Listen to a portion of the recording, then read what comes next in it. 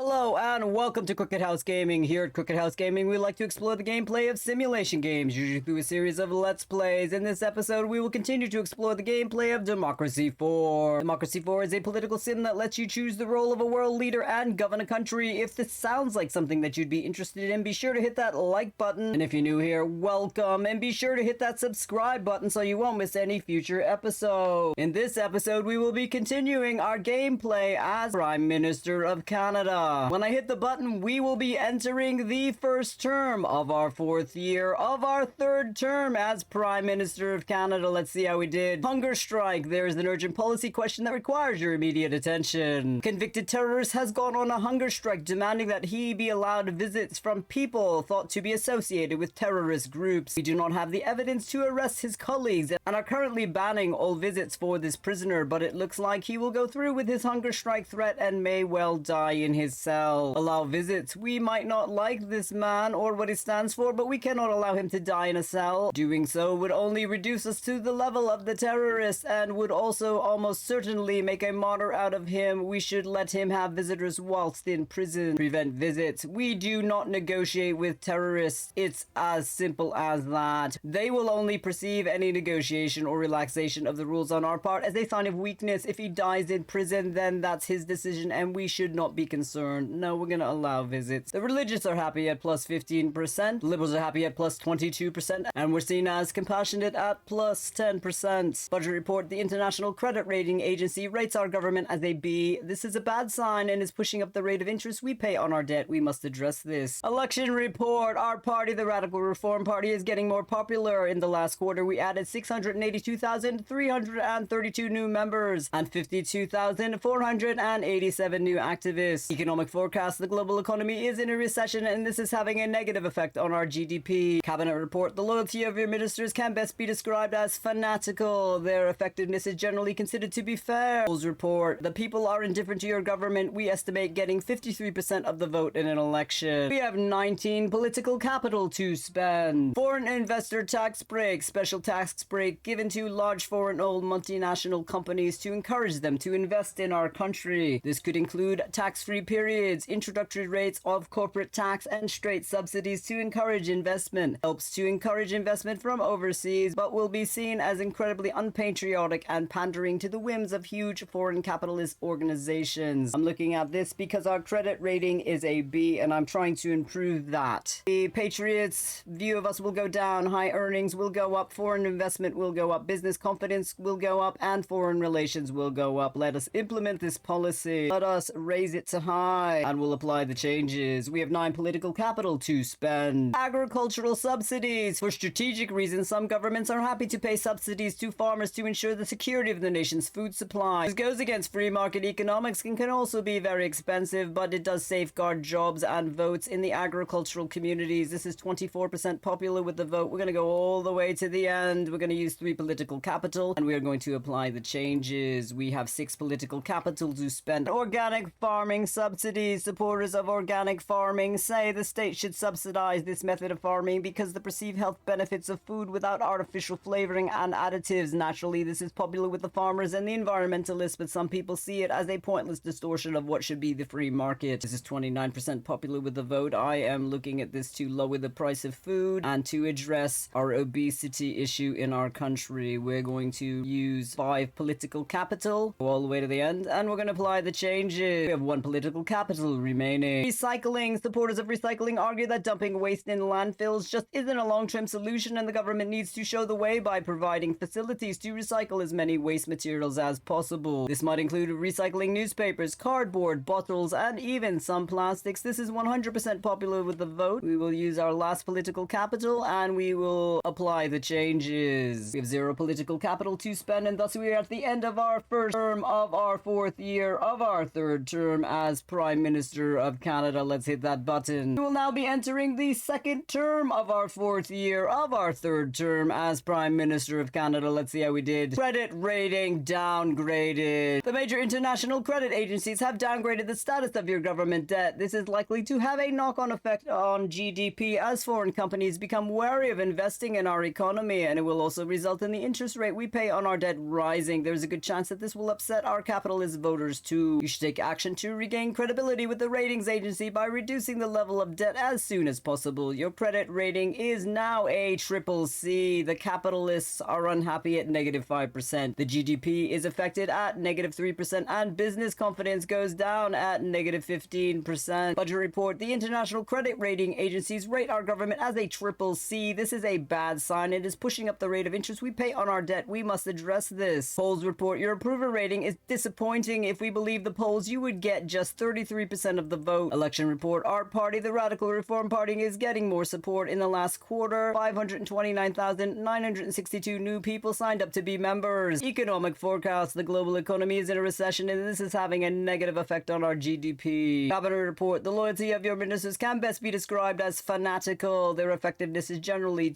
considered to be fair. We have 17 political capital to spend. Foreign relations are important for two reasons. Firstly, as a way of preventing disputes escalating into wars or terrorism, which may threaten our citizens, and secondly, as a way to ensure trade relations are good and that we benefit economically from trade and tourism with other nations. Foreign investment. The amount of investment in domestic enterprise and infrastructure by foreign investors. Investors may identify your country as a good place to invest if it is considered stable, and other benefits over competing territories such as productive and cheap labor force. Foreign investor tax breaks. Special tax breaks given to large foreign-owned multinational companies to encourage them to invest in our country. This would include tax-free periods, introductory rates of corporate tax, and straight subsidies to encourage investments. Helps to encourage investments from overseas, but will be seen as incredibly unpatriotic and pandering to the whims of huge foreign capitalist organizations. This is not popular with the vote. I am going to put 2 political capital in this, and I am going to raise it to high. This will improve our foreign relations. This will increase foreign investment in our country. This will increase business confidence. This will increase high earnings, and this will lower patriots' view of us, but I am going to apply the changes. We have 15 political capital to spend. Let's see what our income is. Government borrowing, income tax, corporation tax, sales tax, diverted profits tax. We're going to increase tobacco tax. Despite the failure of tobacco companies to admit it, there is a good reason to believe that smoking has negative effects on health. This is used as a justification for taxing tobacco. Cynics point out that the government benefits hugely from a tax on a product it is supposedly against. Health campaigners encourage the tax as a way to encourage a more healthy population. This is 0% popular with the vote. This will lower our tobacco usage. This will raise roughly $0.20 billion.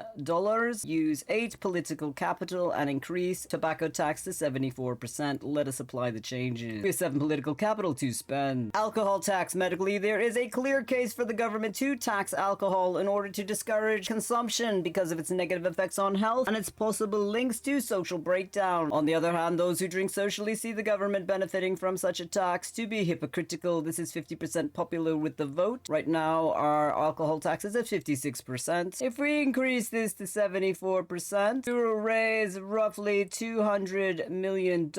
We will use 5 political capital and we will apply the changes. We have 2 political capital remaining. Recreational drugs. In societies that have legalized drugs such as cannabis and psychedelics, there is a temptation to treat consumption of these drugs as a source of government revenue, given the claims that their consumption should be politely discouraged due to the negative effects on citizens' health. In a similar way to the government's taxing alcohol and tobacco, this is 0% popular with the vote. We will use 2 political capital, raise roughly $100 million.